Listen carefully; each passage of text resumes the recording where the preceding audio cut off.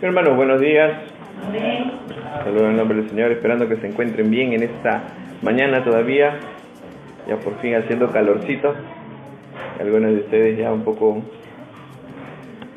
más contentos. Parece que el sol nos da como que cierta, ¿no? No sé, con cierta alegría, cierta felicidad, ¿no? Y qué bueno, ¿verdad? Pero sobre todo estamos cerca a estas fiestas que, si bien es cierto, en la Biblia no encontramos un mandamiento: celebrar las Navidades con pavo, panetón y chocolate por las generaciones, ya, porque obviamente es un contexto diferente, pero sí entendemos que hay principios, como es el título de esta enseñanza en esta mañana. Algunas reflexiones sobre la Navidad, el Dios que se hizo pobre para salvarnos. Entonces vamos a orar y vamos a desarrollar luego este tema con la bendición del Señor. Por favor, acompáñenme ahí donde se encuentra, a poder unirnos todos en oración y poder pedir que el Señor bendiga su palabra, nos bendiga a través de su palabra en este tiempo. Oramos, por favor. Incline su rostro ahí, cierre sus ojos. Oramos. Señor, te damos gracias en esta hora. Padre, a ti sea la gloria. Señor, perdona nuestros pecados y gracias porque cada uno de nosotros reconoce, Señor, que esta Navidad, este tiempo, Señor, de celebración, es un tiempo, Padre, en el que por encima de cualquier expectativa humana, Señor, nuestra perspectiva es la de entender que tú eres, Señor, que un día viniste por amor a nosotros. Que un día, Señor, anduviste en medio nuestro con amor en tu corazón para salvarnos. Gracias, Señor. Bueno, por favor, Padre, bendice este estudio, Señor, que sea para tu gloria. Bendice a nuestros hermanos también, amado Dios. Y Padre, definitivamente inútil, Señor, claro, delante de ti, delante de mis hermanos, para poder tan siquiera yo llevar algún mensaje, pero tu palabra, Señor, es la que trae, Señor, esos principios para nosotros, esa reflexión, para nosotros tomar decisiones en lo postrero, para nuestras vidas, Señor. Te damos gracias y oramos en el nombre de Jesús. Amén.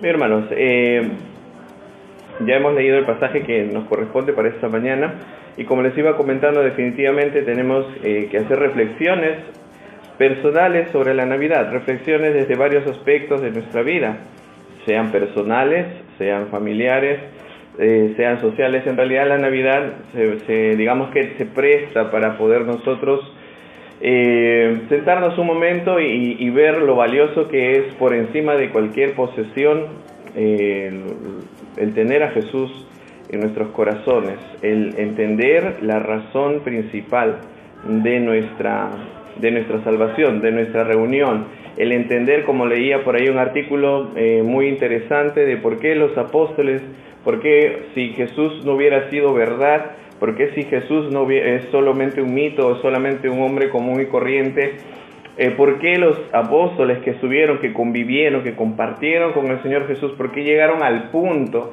de no negar su fe y entregar su vida de tal forma y llegar a tal punto que en medio del dolor, en medio de las torturas, en medio del desollamiento, en medio del aserramiento, en medio de ser crucificado, como cuenta la tradición, el apóstol Pedro de cabeza, porque él no se creía digno de ser crucificado igual que su maestro, de llegar a ese extremo de entregar su vida por una mentira, si Jesús no hubiera sido real.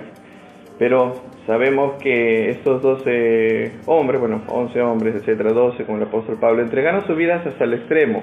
No les importó el pasar hambre, pasar frío, ser perseguidos, como los cristianos de antes, como los cristianos de hoy, como en Nigeria, que siguen siendo perseguidos por su fe, y siguen siendo perseguidos no por sencillamente creer en algo que no transforma, sino porque realmente hay algo y hay alguien que, cuando llega a la vida de todo ser humano, le quita toda perspectiva, toda idea de lo que es la postrera habitación de un ser humano, donde es que va a pasar la eternidad. Cuando nosotros nos confrontamos ante la vida y la muerte, entendemos que el único que ofrece salvación, y de todas las religiones la única que de repente cuenta una historia preciosa de que es el Dios precioso, maravilloso del cielo que bajó a buscar a lo que se había perdido es el cristianismo. No hay otra historia. Todos los dioses o religiones siempre piden adoración y piden que te portes bien porque necesitas hacer bien, porque necesitas obrar bien para ganarte tu salvación. En cambio, el cristianismo, el único que dice que fue Jesús quien bajó, fue Dios hecho carne y bajó a la tierra para buscar y salvar lo que se había perdido por amor, y eso somos nosotros, y ese es el cristianismo, y ese es el Dios que nosotros adoramos y del que vamos a hablar el día de hoy. Por favor, busque en su Biblia Juan capítulo 1 versículo 14. San Juan capítulo 1 versículo 14. Mateo, Marcos, Lucas, Juan. Y es de lo que vamos a ver. Algunas reflexiones primeramente de nuestro Señor Jesús. Juan capítulo 1 versículo 14. Ahí en la pantalla también va a aparecer, si de repente no ha traído Biblia hoy, pero si desea Biblia también, puede conseguir una aquí. Muy bien. Juan capítulo 1 versículo 14 nos dice, lo leemos todo, ¿ya? A la voz de 3, 1, 2 y 3. Y aquel fue hecho carne y habitó.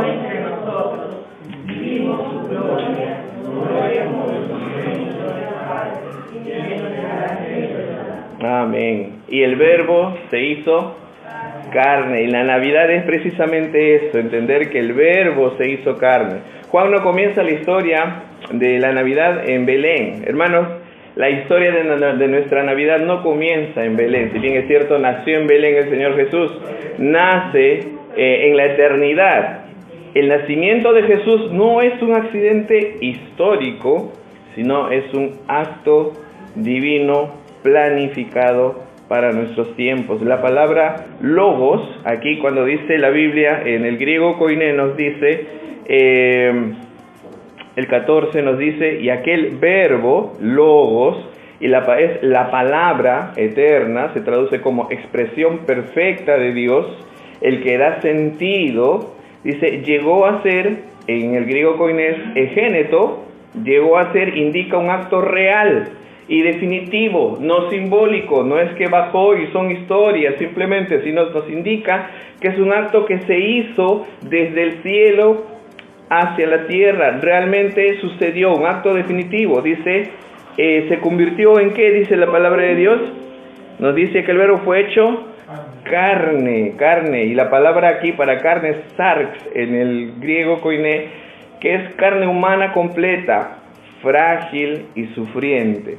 Hermanos, Dios no fingió ser humano, y qué bueno, porque dice la palabra de Dios que así como Él vivió nuestra vida y compartió nuestras comidas, digamos, ¿no? Y compartió con nosotros, porque Emmanuel significa Dios con nosotros, y estuvo con nosotros, dice la Biblia, por haber participado de esa humanidad nuestra, Él sabe compadecerse de nuestras debilidades, Él sabe cómo sufrimos, Él sabe lo que padecemos, Él sabe las necesidades que tenemos y Él comprende con un amor paciente, entregado y consciente la humanidad nuestra y nuestra debilidad y nuestra necesidad de ser amados y de amar. Muy bien, entonces, esto es lo que nos dice este versículo. Iniciamos entonces nuestra Navidad en que el Verbo se hizo carne y la encarnación de Dios entra en nuestra historia. Dice, en el principio era el Verbo, dice, ¿no? Y el Verbo era con Dios, dice Juan, ahí nada más, ¿no? Versículo 1 de ese capítulo, en el principio era el Verbo y el Verbo era con Dios. Y el Verbo era Dios, ya existía.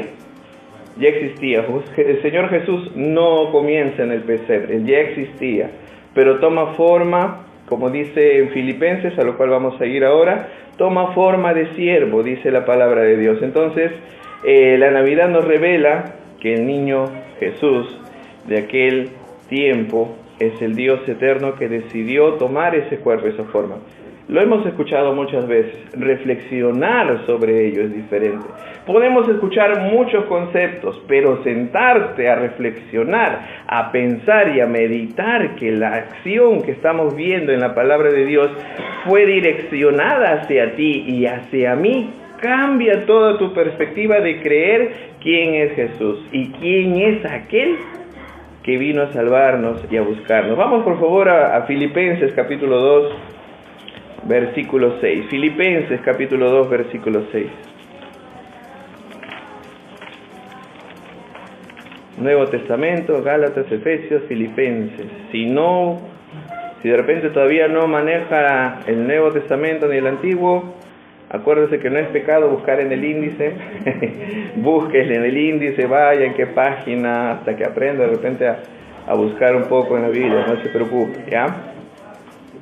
Filipenses capítulo 2, versículos 6 y 7. Dice la palabra de Dios allí. ¿Encontramos? Amén. Dice, lo leemos juntos, ¿ya? El 6 y el 7. 2 y 3. El cual, siendo en forma de Dios, no estimó como cosa a que aferrarse, sino que se despojó a sí mismo.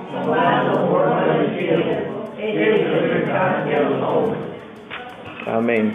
Qué hermoso, ¿no? Dice, la forma que tenía, ¿no? En el griego, koiné dice, morfeteu, theou, forma de Dios, dice, ¿no?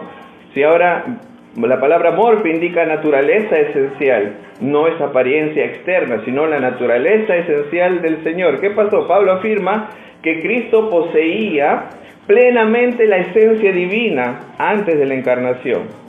Y Jesús no llegó a ser Dios, ya era Dios. En la Navidad no es el nacimiento de un ser divino, sino la manifestación visible del Dios eterno. ¿Y qué más nos dice ese pasaje? No consideró, ¿qué dice? El ser igual a Dios como algo a que aferrarse. En el griego, koiné nos dice, ouch arpagmon egesato. Espero no estar pronunciando mal el griego, ya, pero tratamos. Otra vez, ouch arpagmon egesato, porque siempre es al final, digamos, un poco el acento, ¿no? Entonces, dice, ¿qué significa arpagmos?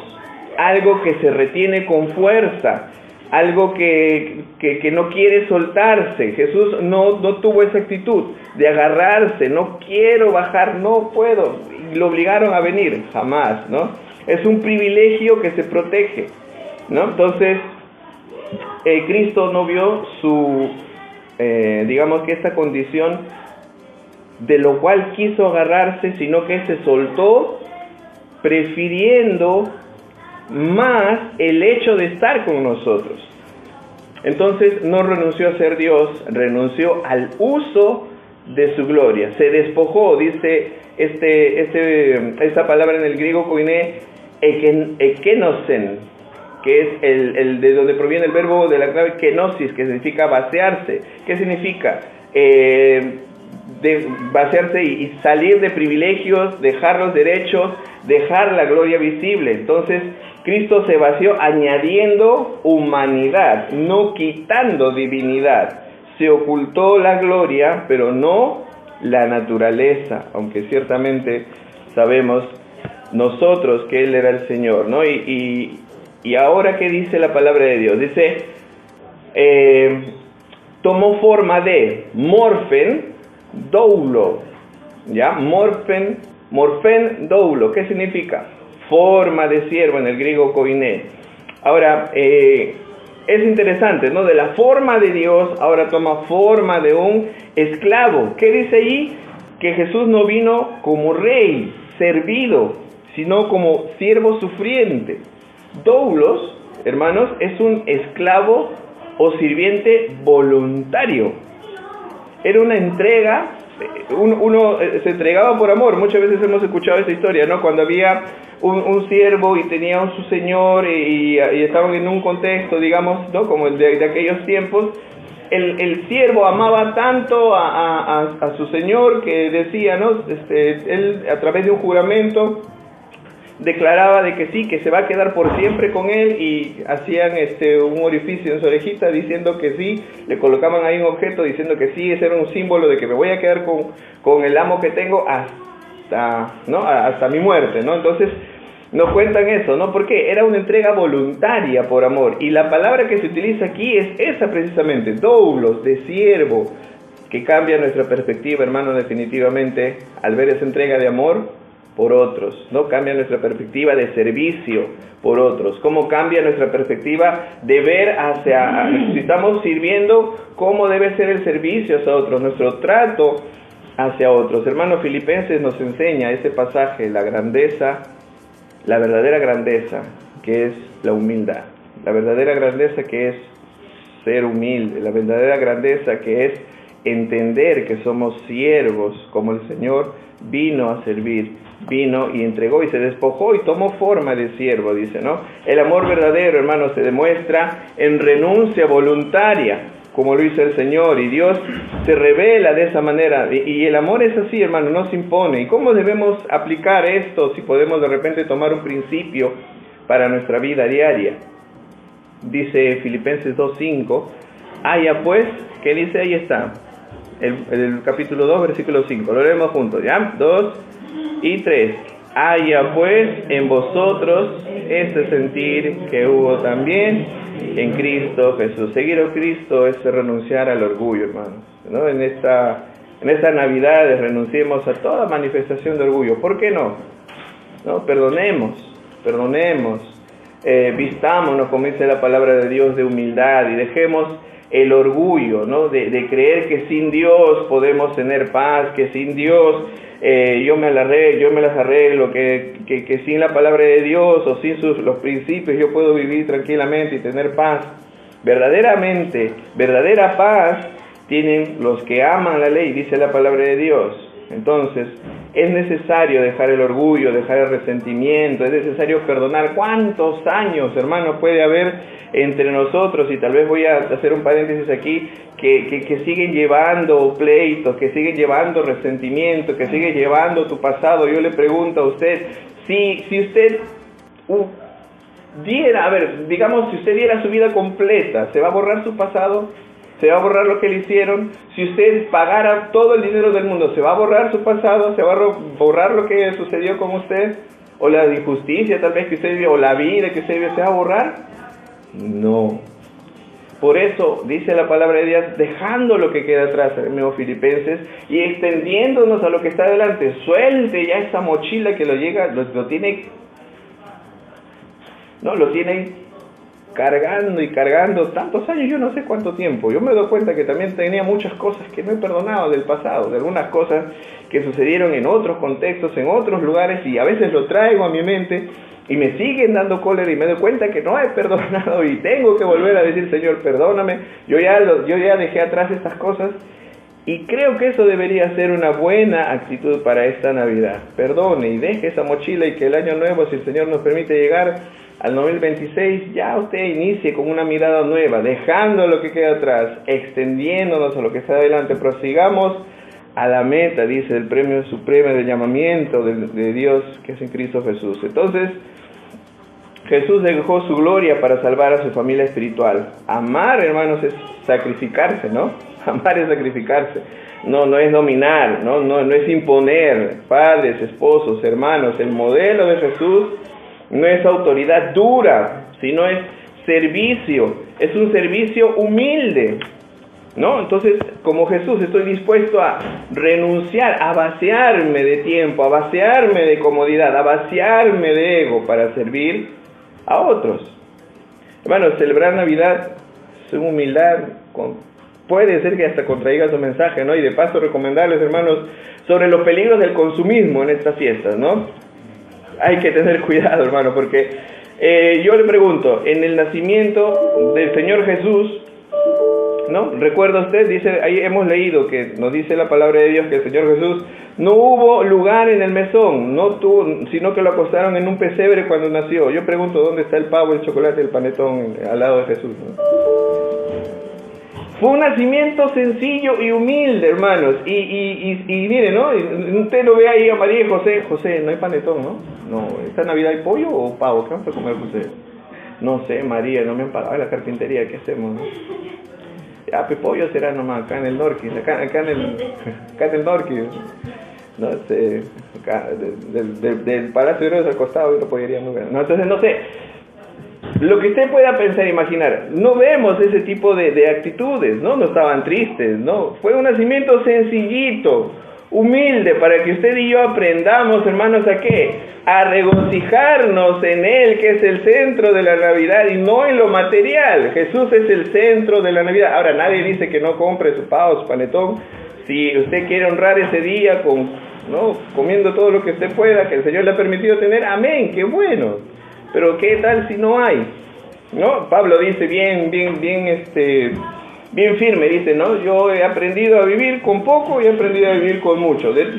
Si hay o no hay, he aprendido a contentarme. Hermanos, la idea de la celebración de Navidad, hermanos, es la gratitud. Hermanos, no se endeude, no reviente tarjetas, ¿no? Ahorita están llamando bastante, ahorita esos tiempos se ponen bien amables, los de los bancos que te dan tarjeta y que sí, que vente, ¿no? Te voy a dar facilidades y todo. Bien amables se ponen, te llaman, pero no 2, 3 tarjetas. Y después para pagar es el problema, ¿no? Entonces, es más, hay casos de que sacan con tarjeta y luego venden lo que han sacado porque no pueden pagar lo que sacaron, ¿no? Entonces, ese es el detalle, imagínense, ¿no? Entonces, no se endeude, ¿no? Y no ande triste, como diría, me da una risa, como diría el chavo, ¿no? Con cara de vela derretida. No está triste, hermano, ¿no? Porque no tiene, al contrario.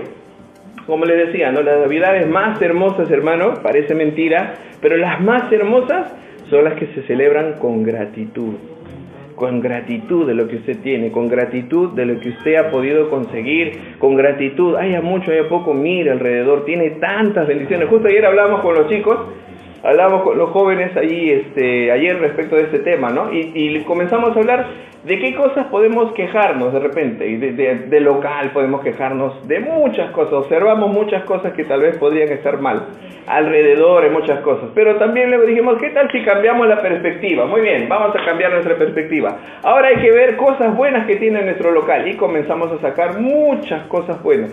¿Qué tenemos? Techo, ¿qué tenemos? Pantallas, que tenemos un micrófono, que tenemos esto, y tenemos cortinas, y tenemos gatos, tenemos muchas cosas alrededor nuestro, qué bonito, ¿no?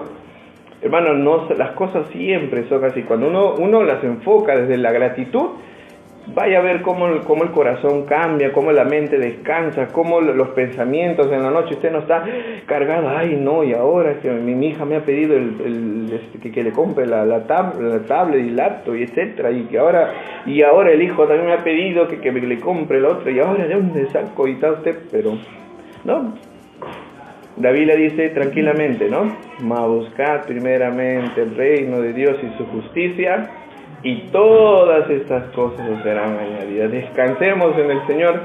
Dice la Biblia que Él tiene cuidado de nosotros. Amén. Entonces, cerramos este punto. Vamos ya con una historia que me habla mucho de este amor que el Señor tiene para con nosotros. Ya esta historia la contó el pastor Evis Carballosa en una de sus predicaciones, que cuando él habló con un misionero que estuvo en el África, y creo que le he contado aquí, no recuerdo, pero él habló con un misionero que estaba en el África, y allá en el África no hay agua, y lo que hacen es pozos, ¿no? Pozos profundos para poder encontrar agua. Entonces, en la tribu donde el misionero había ido a predicar la palabra de Dios, estaba el jefe encargado y estaban las personas ahí trabajando, ¿no?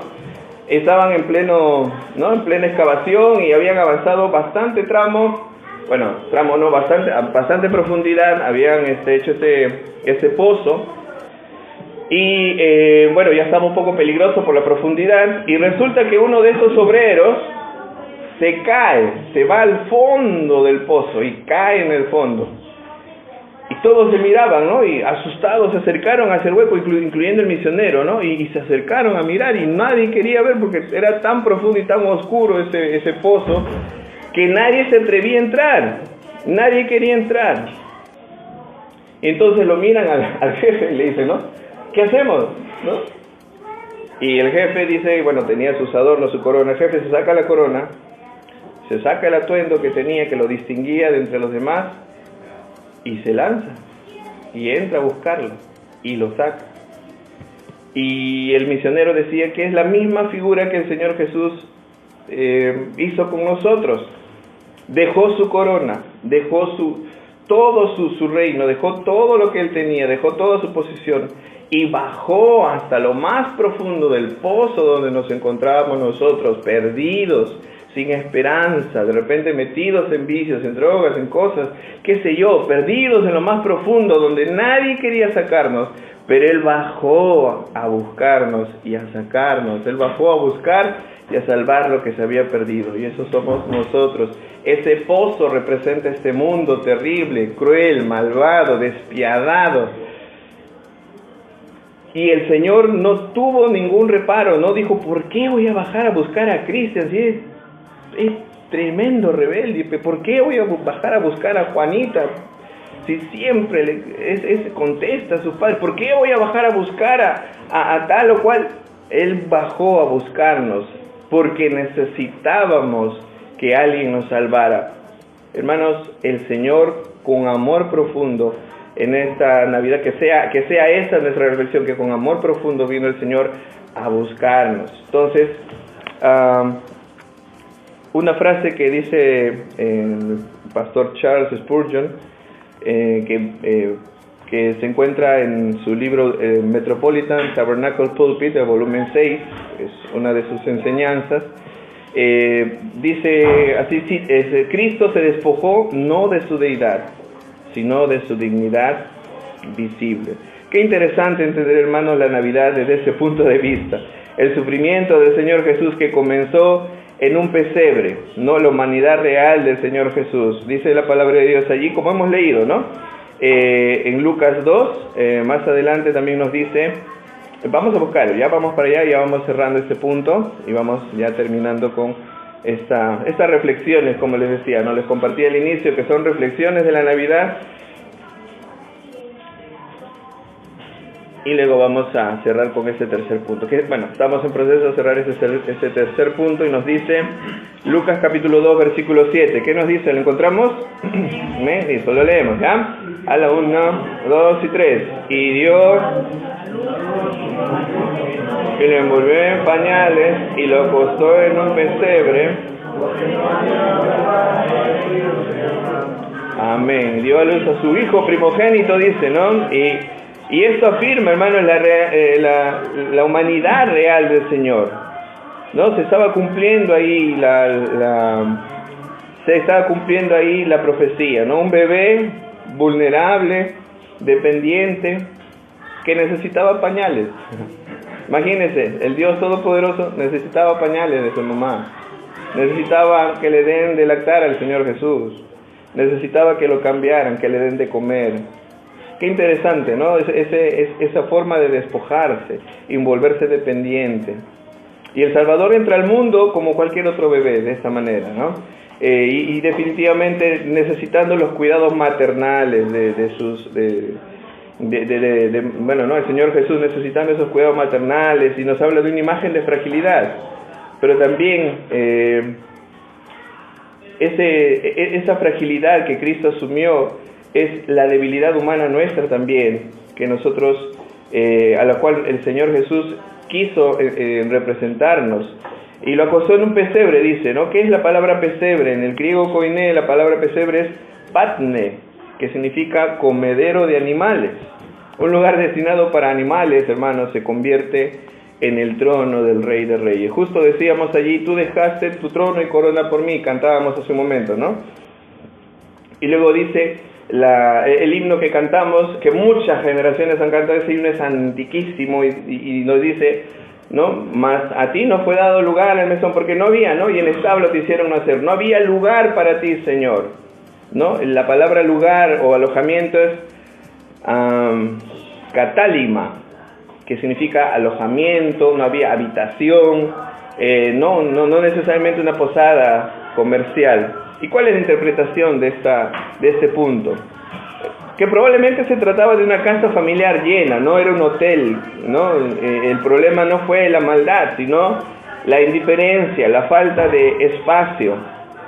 ¿Y no es acaso a veces lo que sucede con nosotros, a veces en nuestra vida, que no hay espacio, que excluimos a Cristo. Como me acuerdo una vez mi esposa estaba predicándole, evangelizando, justo me habían sacado, cuando hicieron una campaña aquí, justo me habían sacado una muela, ¿no? Acá en la campaña, y no podía hablar, estaba masticando el algodón, pero tenía que hacer el transporte a una persona. Y mi esposa tratando y aprovechando la Navidad, les testifica a un doctor que estaba ahí, ¿no? Y el doctor le dice, no, busque a Dios, le dice mi esposa, no, mire que no sabe, no tiene la vida comprada. Ah, sí, le dice, no, voy a ver si en mi agenda tengo espacio para él. Y yo corrí a dejar mi algodón para voltear y decirle, ¿cómo es posible? Pero no podía, porque estaba con el algodón. ¿Cómo puedo rechazar tanto amor? No puedo, ¿no? Pero iba a hablar como los extranjeros, ¿no? Pero bueno, el punto no es ese. El punto es que a veces no hay espacio en nuestra agenda tan ocupada. No hay espacio para Jesús como en el mesón. No hay espacio en nuestros corazones. Si bien es cierto, nuestros corazones, dice la Biblia, son como un pozo profundo y decimos que no hay espacio. No tengo tiempo, Señor, para ti. Tengo tantas obligaciones que no tengo el tiempo para ti. En realidad es un rechazo muy, muy, muy silencioso, pero muy peligroso. Cuando decimos, Señor, después contigo, vamos después contigo, ¿no? Primero lo mío, luego tú, Señor, ¿no? Entonces, no fue expulsado el Señor, sino no considerado. Dice la palabra de Dios en Juan 1:11, por favor, si lo pueden buscar en la pantalla o si desean también buscarlo en sus Biblias. Juan 1:11 dice, a lo suyo vino, y los suyos no le recibieron. Cada Navidad es como si uno reconociera otra vez ese nacimiento. A lo suyo vino, y los suyos no lo recibieron.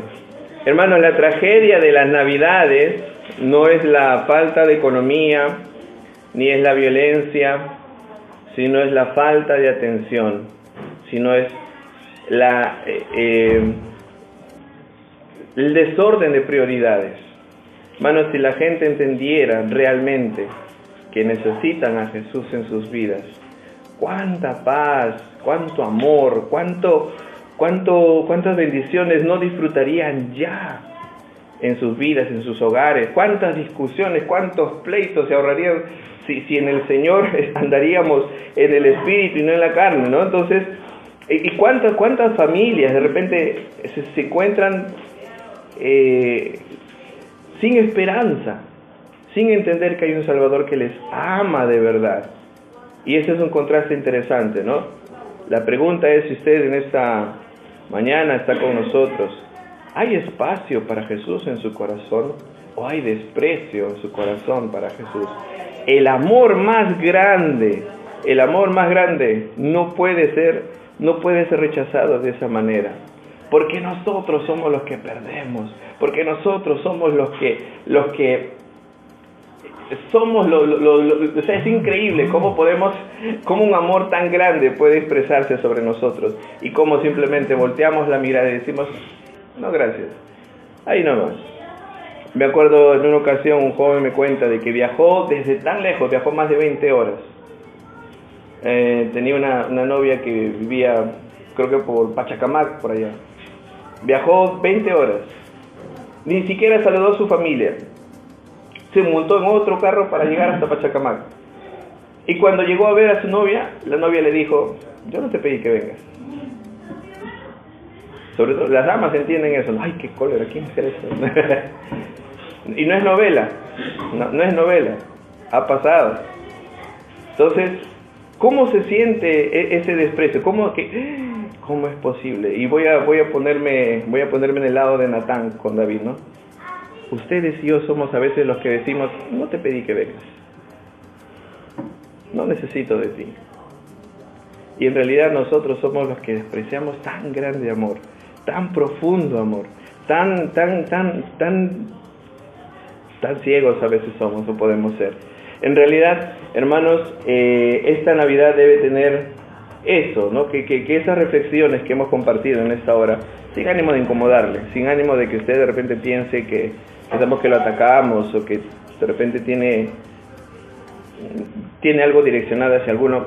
no tienen nada que ver con eso, simplemente es parte de la enseñanza. Pero a lo que tenemos que hacer, hermanos, es detenernos a pensar.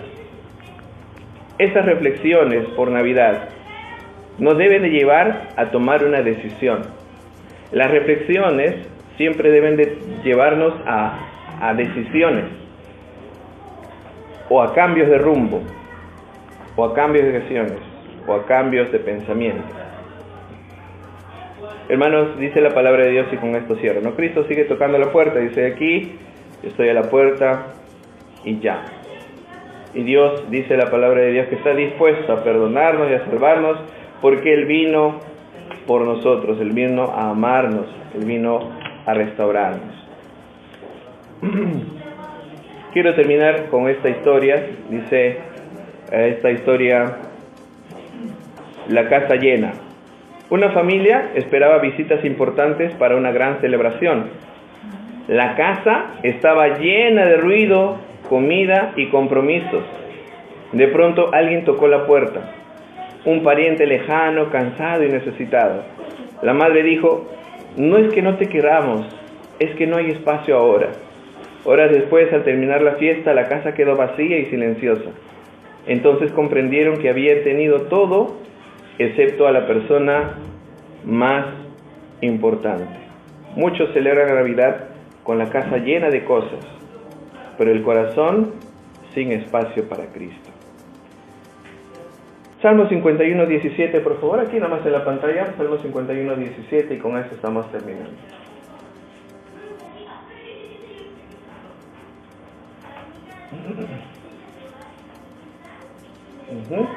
Dice: los sacrificios de Dios, ¿qué dice? Son corazón.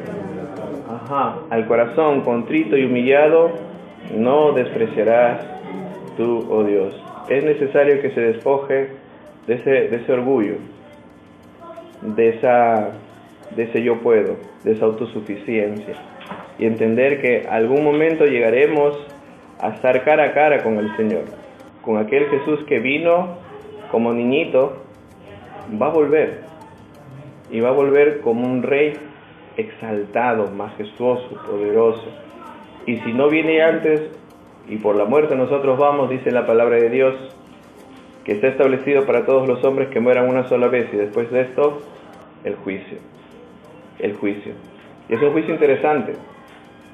Y es mejor que usted se encuentre con el Señor aquí como su juez defensor, que le encuentre allá como aquel que le diga culpable. Pero Señor, allá no va a haber más excusa por nuestros pecados, no va a haber más excusa. Uy, ahora sí creo, ahora sí que te veo, ahora sí creo. Ya no hay tiempo para más.